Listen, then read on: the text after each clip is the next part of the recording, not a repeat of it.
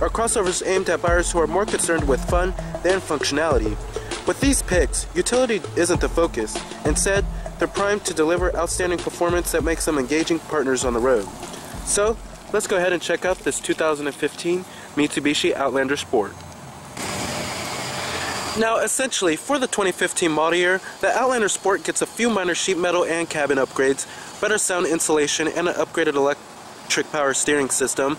There's also an upgraded continuously variable transmission that brings fuel economy improvements. Now, essentially, we're still in the first generation of the Outlander Sport, and it came out in the 2011 model year. Now, basically, the Outlander Sport is a more fuel efficient and a smaller packaged version of the regular Outlander. Now, here goes the key fob for the vehicle. Pretty decent looking key fob, however, it's not switchblade. At least it doesn't look too cheap. But you do have your unlock, your lock, and then your panic button. Now, as far as styling goes on the vehicle, compared to the regular Outlander, I don't find it to be any more sportier than the regular Outlander, even though it has sport in its name, but it does have a slightly more aggressive design than the current generation Outlander. Now, it is a mercury gray exterior color with a full-on black cloth interior. Full manual driver's seat adjustments here. Now, stepping on into the vehicle, the step-in height is fairly low. It is a compact crossover, so that's to be pretty much expected here. But it's an okay looking cabin design. It's not the best I've seen, however. It does look a little bit Spartan in here.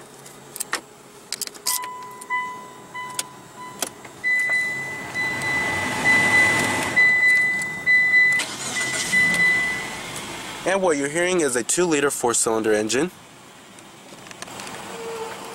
Now, your base transmission is actually going to be a 5-speed manual, but we have the optional CVT automatic, which you will find in most Outlander Sports.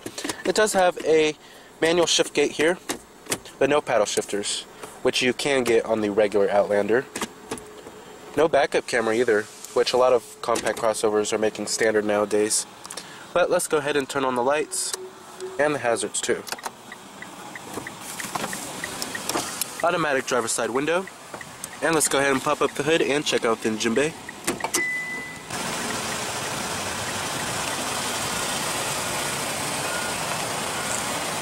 Side turn signal indicators, and you do have 18-inch alloy wheels. Halogen projector beam headlights.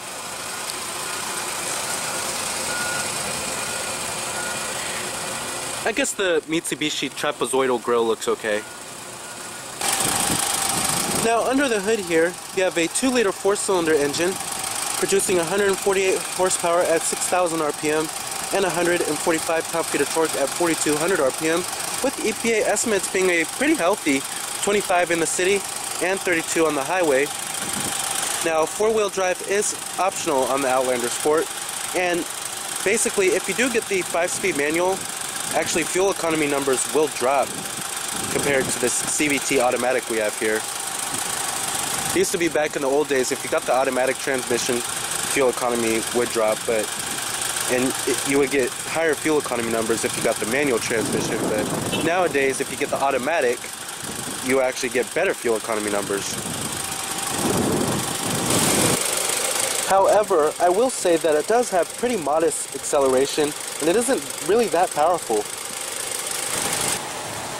Now, competitors of the Outlander Sport, you have some in the subcompact crossover segment, and then some in the compact crossover segment. Now, some in the subcompact crossover segment, you have the Nissan Juke, the new Honda HR-V, as well as the new Chevrolet Trax.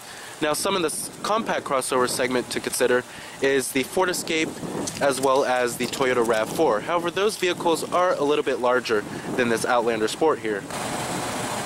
Now, pricing of the Outlander Sport is pretty simple. You have 2 trim levels and then some packages.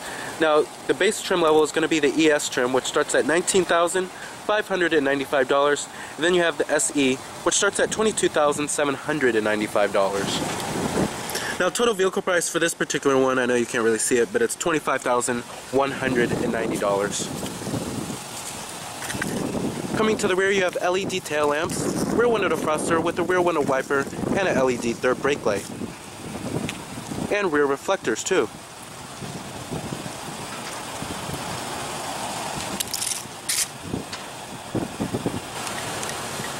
Of course, you have all of your basic power necessities here. It is 2015.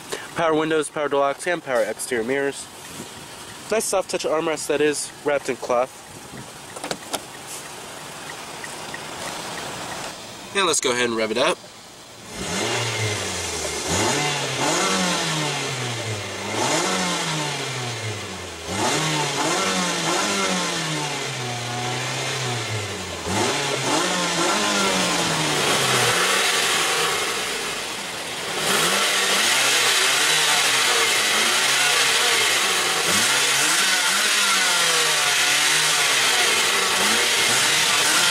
Pretty nice. Now, as far as build quality and materials go inside of this vehicle here, now up here on the upper door panel, it is slightly soft to the touch and it has a decent graining to it. And then you have a nice soft touch armrest that's wrapped in cloth, but that's where it pretty much ends with good materials. Up here, all hard touch, and it does have a pretty budget, low cost feeling. Up here, down here on the armrest, it is also hard to the touch, and you can kind of hear it, that it's really hard too. Not soft to the touch at all. Pretty disappointed there. And then overall, this interior is very Spartan looking, and it doesn't have a rich feeling that a lot of compact crossovers tend to have nowadays. Now, coming to the steering wheel design, it's also pretty basic looking. You have your cruise control buttons on the side right here, steering wheel mounted audio controls, voice recognition, and Bluetooth. Coming down here, you have all of your AC controls, your temperatures, fan speeds, and your different zones with your rear window defroster. Down here, you have your cup holder and a 12-volt power outlet. And then down here, you have more cup holders. And then down there is where you will find your USB port, and then another 12-volt power outlet. And then your e-brake is also located right here. Coming to your main head unit here, pretty basic looking radio system. You have your presets right here, and then your different media. You have Bluetooth, streaming audio, and then your USB port, optical disc drive. And then also, this is your volume button, and then your tune and scroll knob, and then you also do have a digital clock right there. But overall, it's pretty basic. And then AM and FM too. Up here you have your manual dimming rearview mirror, interior illumination lighting, and then intermittent windshield wipers too, of course. Now, coming to the gauges, this is actually probably the best part I like about the interior, or maybe even the whole entire car at that. But I really do love the white illumination around them, and then as a really crisp and clear look to them. And then I really do love the speedometer too and the red needles. And then coming to your center screen right there, I also do love that, but it's going to show you pretty basic information. It's a little LCD screen right there. And then it shows you your fuel economy range, and then your fuel gauge, and then your exterior temperature readout, average fuel economy data, and then also your average speed, and then your trip odometer. But pretty basic, but I just love the way it looks. Now, as far as visibility goes, it's pretty mediocre. The A-pillar is slightly thick, and once you get to rearward visibility, that's where it really gets hard to see out of, and our car does lack a backup camera for 22,000, and then the C-pillar back there is pretty thick. Now, when it comes down to it, the 2015 Outlander Sport just doesn't feel very sporty. The 2-liter engine provides enough power for everyday errand running, but if you spend a lot of time in expressway traffic, you'll likely wish for quicker acceleration, especially in models with the CVT. That transmission design also results in more engine noise than you'll experience in other competitors. Even with the sporty-looking 18-inch wheels and tires, the Outlander Sport's handling isn't especially sharp, and rival crossover SUVs feel both more athletic and more refined.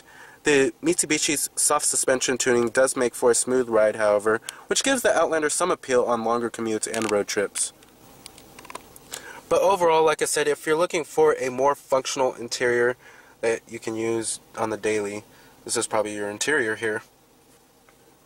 Alright, and let's go ahead and shut down the Outlander Sport. I do love how it says, "See you" at the end. And then let's go ahead and check out the cargo capacity as well as the rear seat leg space. Now, at least these rear seats do fold down.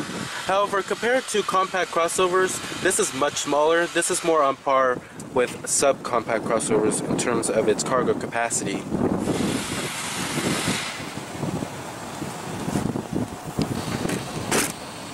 Now, as far as materials go in the rear, it's okay. It still follows through for the most part. Still nice soft touch cloth armrest. Now, sitting back here, it's more on par with a subcompact crossover like the Chevrolet Trax or a Honda HR-V here. But you do have a single map pocket, and then at least a rear center armrest with cup holders. But overall, it's not very spacious feeling, such as like a Honda CR-V. Full manual passenger seat. Glove box. Just slams right down, it's not damped. Alright, so the Mitsubisi Outlander Sport is outclassed by other small crossovers that are either more practical or more fun to drive. So remember that this is Cameron Birch from Cameron's Car Reviews.